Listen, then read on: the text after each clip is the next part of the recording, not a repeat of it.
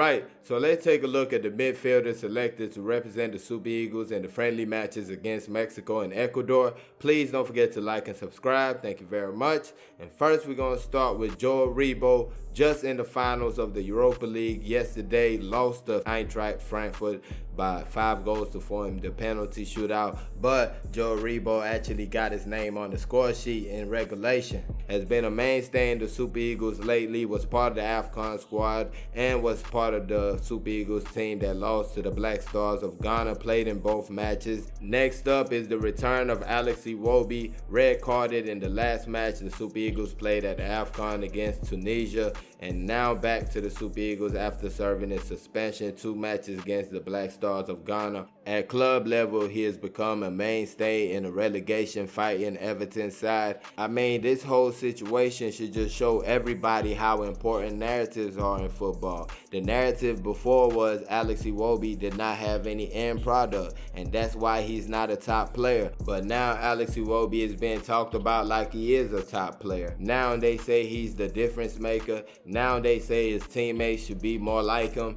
Now they see the hard work he puts into every match he plays. Now they see the football mind he has. Now they see all this stuff. Moving on, next we have Ogenekaro Etibar, Watford midfielder. Watford recently getting relegated from the English Premier League. Ogenekaro actually got injured early in the season, missed out on the AFCON, but made it back in time to play against the Black Stars of Ghana. One of the veteran members of the midfield, played at a World Cup, played at a Nations Cup, so I could definitely see the new coaching staff relying on him a bit once they come in. Next up, you have Babatunde Nwodo of Kwara United. Really goes by Afeez Nasiru in the NPFL. Was a big part of the Kwara United team that barely lost out on qualification for CAF last season, and also is a big part of the Kwara United team that's 5th place on the log currently this season. A real quality box-to-box type of midfielder. There's been a lot of talk about him having a nice shot from long range,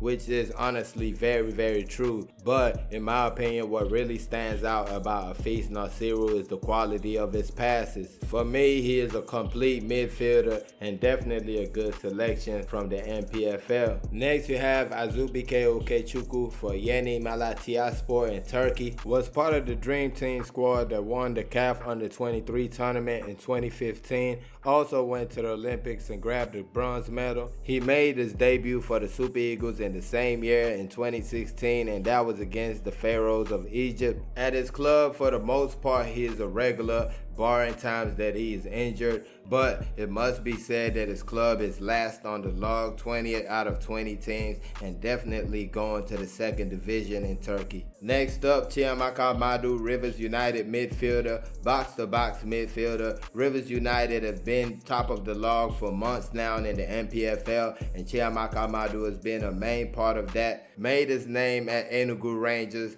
and through his performances there got the deal to move to Rivers United, and I must say he is not disappointed ever since. I mean, he scores, he assists, he runs tirelessly. He's definitely a player you'll want to have on your team, and I definitely feel this is a much deserved call up for Chima Madu. Next we have Samson Siasia, Red Bull Salzburg midfielder, former captain of the Golden Eaglets, led the team to the World Cup in 2019, got the contract overseas, been at Salzburg ever since. Recently featured against Bayern in the Champions League. It was the match that his team got knocked out in. He played some minutes in that game. Siasia has actually been called up for the Super Eagles in the past, made his debut against Algeria in a friendly match in 2020.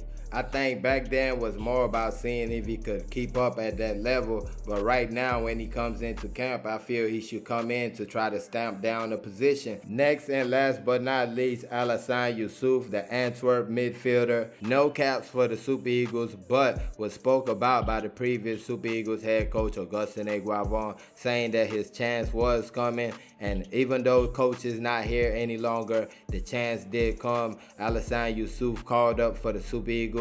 He had a really good season for his club, 31 appearances with 3 goals and 1 assist, 6 appearances in the Europa League, and he also has Antwerp in the championship round of the Belgian playoffs. As I previously insinuated, there's been a lot of talk about Alisan Yusuf making the Super Eagles squad.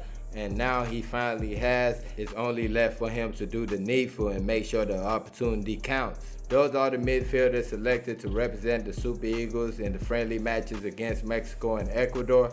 Please don't forget to like and subscribe. Thank y'all for watching. Peace.